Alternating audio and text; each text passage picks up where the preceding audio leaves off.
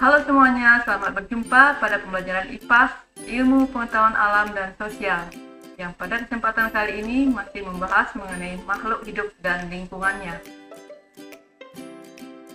Adapun tujuan pembelajaran kali ini adalah menjelaskan keterkaitan makhluk hidup dengan lingkungannya.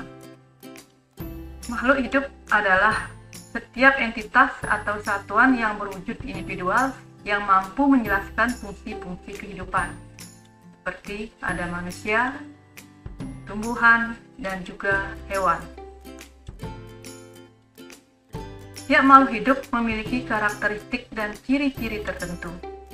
Adapun ciri-ciri makhluk hidup yang pertama adalah bernapas atau sering disebut sebagai respirasi, adalah proses pengambilan oksigen dari lingkungan dan mengeluarkan karbon dioksida beserta uap air. Seperti yang kalian lihat di samping, ada gambar. Kita memerlukan oksigen untuk bernapas dan mengeluarkan CO2 yang berupa uap air. Ciri makhluk hidup yang kedua adalah tumbuh dan berkembang.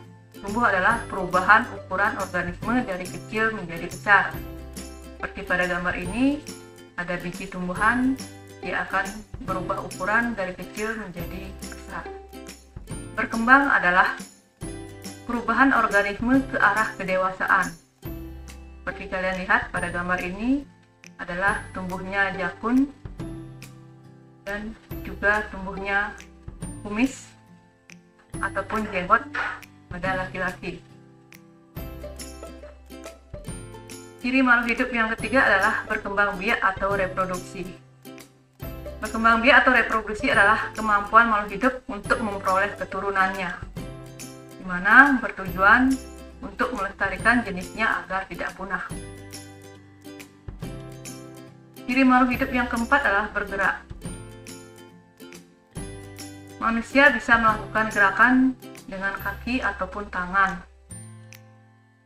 Tumbuhan bergerak mengikuti arah datangnya cahaya matahari. Dan penyu di sini dia bergerak dengan menggunakan sirip. Ciri makhluk hidup yang kelima adalah peka terhadap rangsangan atau iritabilitas. Peka terhadap rangsangan di sini bisa berupa peka terhadap cahaya matahari, seperti kalian lihat pada gambar ini. Jadi orang ini peka terhadap cahaya matahari sehingga dia menyipitkan matanya bisa bertemu sama cahaya matahari. Atau pada daun putri malu, dia peka terhadap sentuhan sehingga begitu disentuh dia akan menutup daunnya. Begitu pula pada ulat kaki seribu, jika disentuh dia akan melingkarkan badannya. Peka terhadap rangsangan bisa berupa panas atau dingin yang bisa dirasakan oleh kulit atau dikeluarkan oleh kulit. Peka terhadap rasa itu bisa dirasakan oleh lidah. Peka terhadap penciuman atau bau ini digunakan hidung. Dan peka terhadap suara itu digunakan telinga. Ciri makhluk hidup yang keenam adalah mengeluarkan zat-zat sisa atau ekskresi. Adapun organ ekskresi pada manusia ada 4. Di sini ada ginjal, di mana ginjal akan mengeluarkan urin. Yang kedua, paru-paru akan mengeluarkan CO2. Kulit akan mengeluarkan keringat. Dan hati akan mengeluarkan empedu. Ekskresi pada hewan seperti belalang di sini dia mempunyai usus, buluh malpighi dan juga anus. Jika pada tumbuhan dia akan mengeluarkan zat sisanya lewat stomata. Ciri makhluk hidup yang ketujuh adalah membutuhkan makanan dan nutrisi. Makanan berfungsi untuk memenuhi kebutuhan nutrisi tubuh dan menambah energi untuk beraktivitas. Dan ciri makhluk hidup yang kedelapan adalah melakukan metabolisme. Metabolisme adalah proses pengolahan zat gizi dari makanan yang diserap tubuh untuk diubah menjadi energi. Jadi di sini ada berbagai jenis makanan yang nantinya akan digunakan oleh manusia untuk beraktivitas. Jika makanan yang diserap oleh tubuh tidak banyak dikeluarkan dalam bentuk bergerak atau aktivitas, maka energi yang diperoleh dari makanan tersebut akan menumpuk menjadi timbunan lemak. Seperti yang kalian lihat pada gambar di samping yang ini, jadi ada orang yang bertumbuh langsing dan ada orang yang bertumbuh gendut. Ciri makhluk hidup yang ke-9 itu adalah adaptasi. Adaptasi di sini adalah kemampuan makhluk hidup untuk menyesuaikan diri dengan lingkungan agar mampu bertahan hidup di habitatnya. Adaptasi yang pertama ada adaptasi morfologi. Adaptasi morfologi adalah kemampuan menyesuaikan diri dengan berbagai bagian tubuh sesuai kebutuhan hidupnya. Seperti gambar ini adalah adaptasi morfologi dari bentuk paruh berbagai jenis burung sesuai dengan jenis makanannya. Jadi ada burung pemakan cacing dan ikan, ada burung pemakan cacing dan biji-bijian, dan seterusnya. Ada juga adaptasi morfologi terhadap kaki atau cakar burung. Adaptasi yang kedua itu adalah adaptasi fisiologi.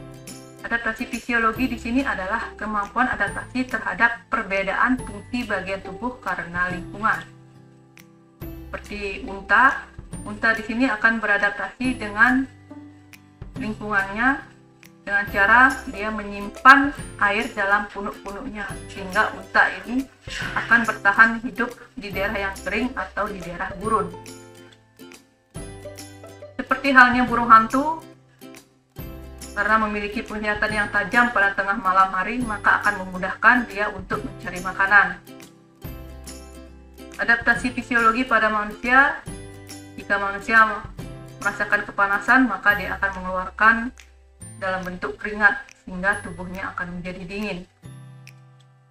Adaptasi yang ketiga adalah adaptasi tingkah laku. Adaptasi tingkah laku adalah kegiatan atau tingkah laku hewan yang menyesuaikan dengan kondisi lingkungan untuk membantunya bertahan hidup. Di sini ada cicak yang memutus ekornya untuk mengelabuhi musuhnya, hingga dia akan terbebas dari musuh. Yang kedua, di sini ada bunglon. Bunglon di sini akan menyesuaikan warna tubuh sesuai dengan tempat dia hinggap. Yang ketiga adalah pohon jati, di mana pada musim kemarau pohon jati akan menggugurkan sebagian daunnya untuk menghindari penguapan. Cara mengenai lingkungan. Lingkungan adalah segala sesuatu yang ada di sekitar manusia yang akan mempengaruhi perkembangan kehidupan manusia, yang berupa udara, air, dan tanah. Bagaimana pengaruh air terhadap makhluk hidup? Air sangat berguna bagi makhluk hidup, di mana bisa kalian lihat jika air mengalir pada sawah yang berisi tanaman padi, maka tanaman padi di sini akan tumbuh dengan subur. Dibandingkan dengan gambar yang di sini, jika sawah tidak dialiri air, maka tanaman padi tidak akan tumbuh subur, akan cenderung akan gagal panen. Pengaruh udara terhadap makhluk hidup. Di sini di udara terdapat oksigen dan karbon dioksida. Oksigen sangat diperlukan hewan dan manusia untuk bernapas, sedangkan karbon dioksida diperlukan tumbuhan untuk melakukan proses fotosintesis. Pengaruh tanah terhadap makhluk hidup, di mana tanah memiliki kapasitas untuk penyimpanan, penyaringan, mengatur atmosfer, siklus hidrologi, dan nutrisi. Nah, tanah yang subur akan mengandung banyak unsur hara, sehingga tanaman akan menjadi tumbuh subur dan menghasilkan energi yang dibutuhkan oleh makhluk hidup jika tanaman tersebut dikonsumsi. Tanah yang tidak subur, seperti kalian lihat di sini, jadi tanahnya akan menjadi kering dan tumbuhan tidak akan tumbuh dengan baik. Nah, dari penjelasan tadi, kesimpulan yang bisa diambil adalah bahwa udara, air, dan tanah sangat berperan bagi kelangsungan makhluk hidup yang ada di bumi. Sekian penjelasan mengenai keterkaitan antara makhluk hidup dan lingkungannya.